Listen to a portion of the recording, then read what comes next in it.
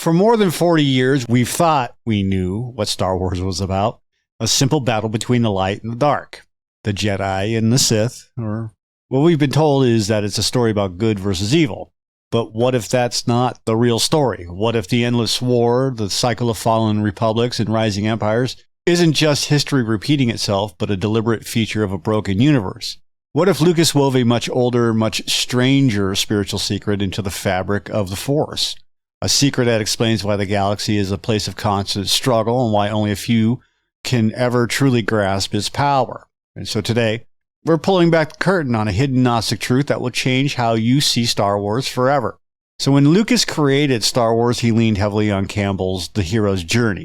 Most fans who've done a little digging know this, but Joseph Campbell himself was a student of world religions, including the strange, esoteric Gnostic traditions of the early Christian era. And it's right there in that ancient and mystical worldview that we find the true blueprint for the Star Wars galaxy. The story of Star Wars isn't just a modern myth. It's a Gnostic parable playing out on a galactic stage. That familiar struggle between the Jedi and the Sith isn't the whole picture. It's just a symptom of a deeply flawed reality. Gnosticism, meaning knowledge, was an ancient spiritual movement with a radical, even heretical view of our world. The Gnostics believed the universe itself was a mistake, a cosmic prison for the human spirit, and that the only way out was through secret personal enlightenment. And this wasn't just about faith in a church or an external god. It was about unlocking the divine knowledge trapped inside. This is the key that unlocks the deepest secrets of the Force, the Jedi, and the never-ending war that defines their universe. So to see the Gnostic code in Star Wars, you first have to get your head around what these ancient mystics actually believed, and unlike most mainstream religions that see creation as a good thing, the Gnostics were a little bit more pessimistic about it. First, they taught that our physical world is a trap. They believed it wasn't created by a perfect, all-knowing God, but by a lesser, flawed being called the Demiurge, and this Demiurge, or craftsman, built a physical universe, but because he wasn't the true God, this creation was a janky, imperfect copy of a higher spiritual reality. And this material world, with all its pain, decay, and conflict, was basically a jail. The second, the Gnostics believed that some people carry a divine spark, a tiny piece of that true, perfect reality from beyond the cosmic prison. And this spark is our real self, but it's trapped here, asleep, completely unaware of where it came from, locked inside the crude matter of a physical body. And this leads to their most important idea, salvation through Gnosis. And for the Gnostics, you couldn't get saved by faith or by being a good person alone. Freedom came from Gnosis, a direct, intuitive, and secret knowledge. It's the aha moment when you realize your own divine nature and see the world for the prison it is. This knowledge wakes up the divine spark, allowing the soul to finally break out of the material world after death and return to the realm of light, a place they call the pleroma or the fullness. But here's the kicker.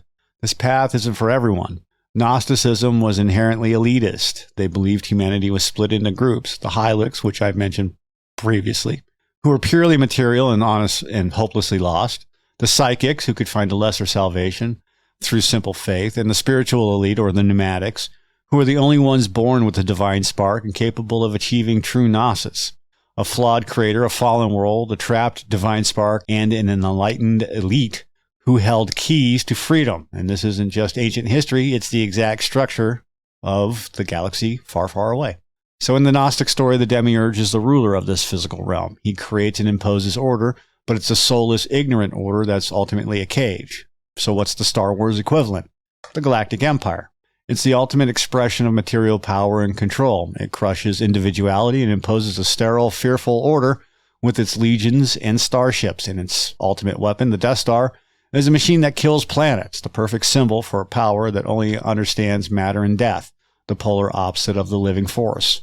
Emperor Palpatine is the perfect demiurge, a master manipulator who promises order and security but delivers only tyranny. But it goes deeper than that. The Gnostic view suggests the Empire isn't just a freak accident, it's the natural result of a broken system. The demiurge isn't always pure evil in Gnostic texts. Sometimes he's just ignorant and incompetent. Think about the Old Republic and the Jedi Council in the prequels. They aren't evil, but they're blinded by dogma, politics, and their own rigid traditions. They become so obsessed with their code that they can't even see the darkness festering right under their noses. They are the guardians of a system that is designed to fail, a system that inevitably collapses into the Empire.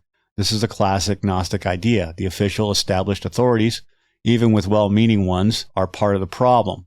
The endless war between light and dark proves that the galaxy itself is locked in a dualistic struggle, a perfect echo of the Gnostics' flawed cosmos. Remember how Gnosticism says only a select few, the pneumatics, have that divine spark? In the Star Wars galaxy, who are these chosen few? They're the Force sensitives. The ability to feel the Force isn't a skill anyone can learn. It's a rare, innate gift. It makes you part of a spiritual elite, fundamentally different from the trillions of regular people in the galaxy. The Jedi and Sith are basically Gnostic secret societies, initiates with access to knowledge and power the average person could never dream of. And this idea got a lot more obvious with the introduction of the midichlorians. So, yes, I know, we all hate it, but it lines up perfectly with the Gnostic concept. And all of a sudden, spiritual potential was a biological marker you could measure in someone's blood. If your midichlorian count was high, you had the divine spark. If it wasn't, you were what the Gnostics would call a hylic, a material being stuck in the physical world, never able to touch the deeper reality of the Force. This elitism is baked into the Star Wars mythos. Characters like Han Solo or Lando can be heroes, but they can't be saviors in the cosmic sense. That job is reserved for the Gnostic elites, the Skywalkers, the Kenobis, the ones with the spark. If the Force sensitives are a Gnostic elite, then their training isn't just about learning to fight, it's a journey to Gnosis. The most purely Gnostic line in all of Star Wars comes from Yoda. When he starts training Luke, his first real lesson is you must unlearn what you have learned. That is the absolute essence of Gnostic enlightenment. It's about ditching the illusions of the physical world and the dogma of broken institutions to awaken a deeper, intuitive wisdom. Obi-Wan says the same thing when he tells Luke to turn off his targeting computer and use the Force. He's telling him to abandon his physical senses and trust his inner divine connection. Luke's trial in the dark side cave on Dagobah is another perfect Gnostic moment. He asks what's in there, and Yoda says, only what you take with you. The enemy Luke faces isn't a real monster, it's a vision of himself under Vader's helmet. This isn't a physical fight. It's a moment of self-knowledge, a confrontation with his own inner darkness. The journey to Gnosis is always a journey inward, and Luke's final victory is a pure act of Gnosis. In Return of the Jedi, he doesn't beat the Emperor with a bigger laser sword, he beats him by throwing his own weapon away. He finally sees that the entire system, Jedi versus Sith, light versus dark, is the trap. By refusing to kill his father, he transcends the rule of their pointless game and acts from a place of pure intuitive connection, love. This is his moment of enlightenment, and this is his act that allows Anakin Skywalker's divine spark, buried for decades under the machinery of Darth Vader, to reawaken and destroy the Emperor, Demiurge, if you want to call him that. Anakin's appearance as a Force ghost is the Gnostic goal brought to life, the spirit shedding its physical body to become a being of pure light, finally free. Now, to be clear, this doesn't mean Star Wars is only Gnostic. George Lucas was a master blender of ideas. The Force itself as an energy field of all living things sounds a lot like Eastern concepts like chi or prana. The Jedi focus of mindfulness and detachment has obvious parallels with Buddhism, and the story of a farm boy saving the galaxy is full of classic myths, fairy tales, and folklore. But Gnosticism provides a framework that holds all these ideas together. The Eastern philosophies explain the path the hero walks, but Gnosticism explains the broken cosmos he's walking through. It gives us the structure, the endless war between light and dark, the flawed physical reality, the spiritual elite, and salvation through inner knowledge. Lucas himself said he wanted to get people thinking about the great mystery.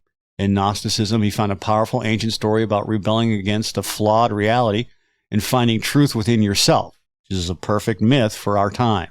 It's the one philosophy that truly explains the why behind the conflict in Star Wars.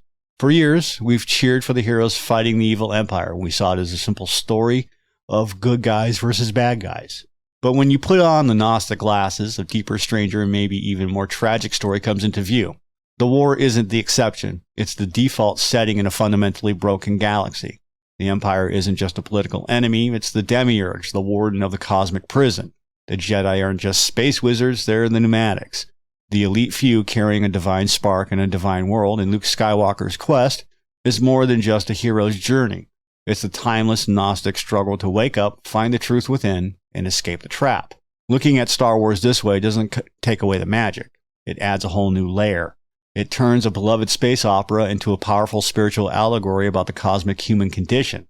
It's a story about finding an inner light in a universe of overwhelming darkness and the hope that even a flawed creation, the divine spark inside us, can find its way home.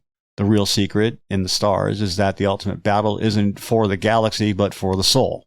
So if this gave you a new way to look at the Force, do me a favor, hit that like button, subscribe. If you like it, like it. If you don't. It's all good.